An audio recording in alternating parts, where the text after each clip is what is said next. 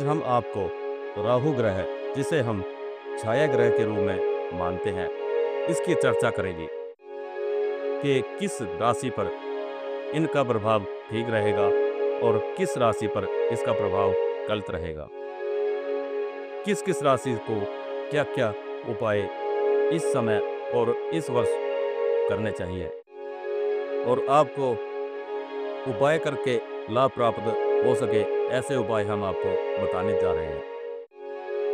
देखिए, आपको राहु के एकमात्र मंदिर के दर्शन भी करवाएंगे और जहां राहु का मंदिर है उसका इतिहास भी बताएंगे। देखिए, 18 मई 2025 को राहु ने 18 महीने बाद राशि परिवर्तन किया है। वृष राशि पर राहु 10वें स्थान पर परिवर्तन करके विश्वोत्तरी मत के अनुसार वैर भाव में आ चुके हैं और मिथुन राशि के 9वें भाव में आकर दुख स्थान पर आ चुके हैं। कर्क राशि के 8वें भाव में हानि स्थान पर आ चुके हैं। सिंह राशि के 7वें भाव में कलह स्थान पर आ चुके हैं और तुला राशि के 5वें भाव में ब्रह्म स्थान पर आ चुके हैं। वृश्चिक राशि के 4थे भाव में वैर भाव में आ चुके हैं। मकर राशि के 2 भाव में हानि स्थान पर आ चुके हैं और कुंभ राशि के पहले स्थान पर कष्ट स्थान पर आ चुके हैं। मीन राशि के 12वें भाव में 12वें स्थान पर हानि स्थान पर आ चुके हैं। अब राशि बची कौन कौन सी? एक तो मेष और एक धनु, जिनको राहु लाभ स्थान पर पहुंचे हैं। एक राशि कन्या राशि के 6ठे स्थान पर यश स्थान पर राहु पहुंचे हैं। इन 3 राशियों को राहु के उपाय करने की आवश्यकता नहीं है। 9 राशियों के जातकों को इसके उपाय करने चाहिए। वृष और वृश्चिक राशि वालों को कांसे की कटोरी में सूरमे की डली का टुकड़ा डालकर सरसों के तेल में भरकर उसमें शनिवार के दिन अपना चेहरा देखकर राहु काल में शनि का दान लेने वाले पंडित टकोंत को दान दें। हो सके तो 300 ग्राम 1.25 किलो सतनजा दें। 300 ग्राम या 1.25 किलो सतनजा का दान करें। राहु का दोष इससे कम हो जाता है।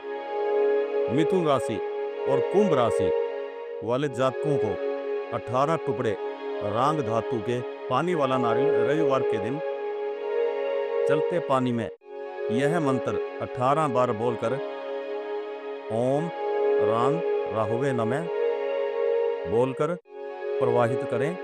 3 रविवार करने से राहत महसूस करेंगे।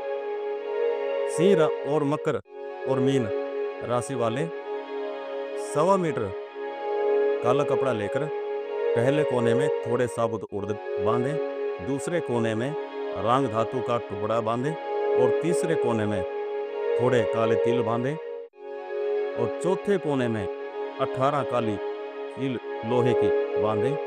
शनिवार के दिन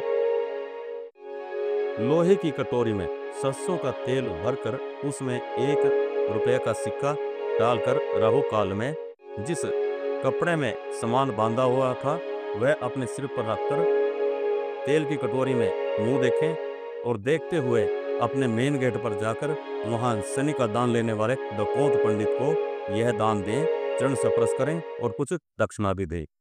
फिर भी अगर राहु किसी जातक को ज्यादा परेशान कर रहा है तब आप राहु मंदिर में जाकर 108 दंडवत प्रणाम करें और राहु का आशीर्वाद लें। यह राहु का मंदिर उत्तराखंड के पौड़ी गढ़वाल जिले में थली सैन ब्लॉक में स्थित है। पैठानी गांव श्रीनगर से 83 किलोमीटर की दूरी पर है और जिला पौड़ी से 88 किलोमीटर पर है। यह गांव पैठानी ग्राम पंचायत के अंतर्गत आता है और 102.76 हेक्टेयर के भौगोलिक क्षेत्र में फैला हुआ है। राहु मंदिर यहाँ की खास पहचान है क्योंकि पूरे भारत में राहु का एकमात्र मंदिर यहीं पर है।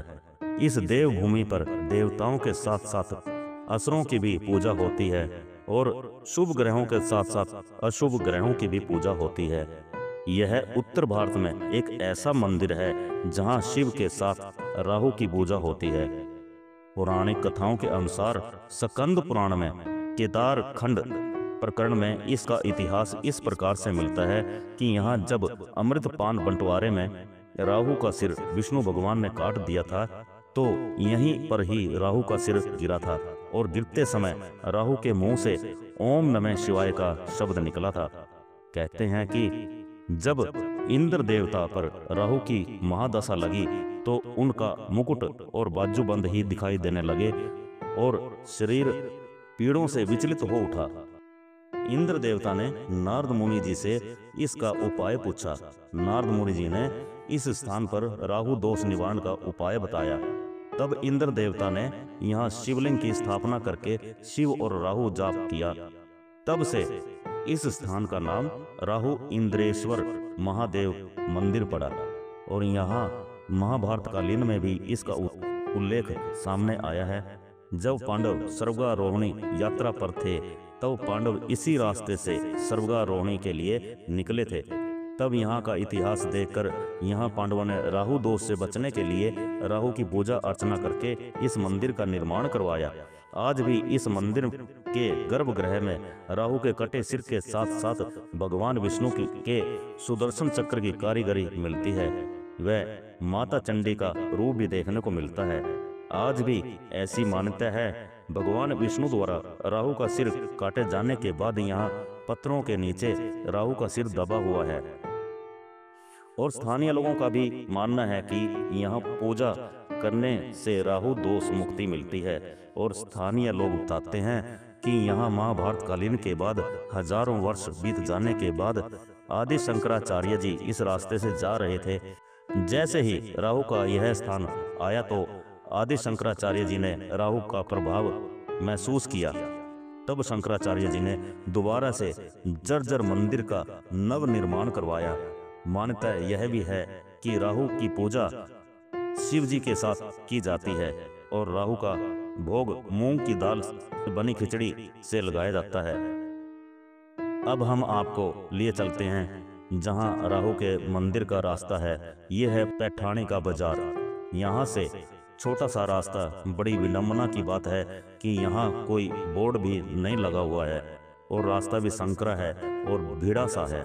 ये जो लोहे का पुल बना हुआ है यह शोलीगढ़ नदी के, जिसे रथवाहिनी नदी भी कहते हैं, उधर से ये दूसरी नदी आ रही है जिसे नवालिका नदी कहते हैं। इसे पश्चिमी नैयार नदी भी कहते हैं। इस दोनों नदियों के संगम में राहु का मंदिर है और जो ये दोनों नदियों के बीच में शिला पड़ी है इसे राहु शिला कहते हैं। यहाँ सरसों का तेल, नीला कपड़ा, प्रसाद वगैरह चढ़ाया जाता है।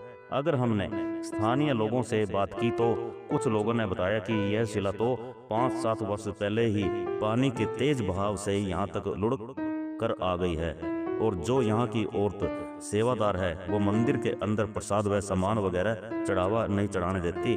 वो अपनी तरफ से लालच में कह देती है कि सामान वो जो शिला दिखाई दे रही है वहाँ चढ़ाओ, यहाँ आप नकदी रुपए ही चढ़ाएं।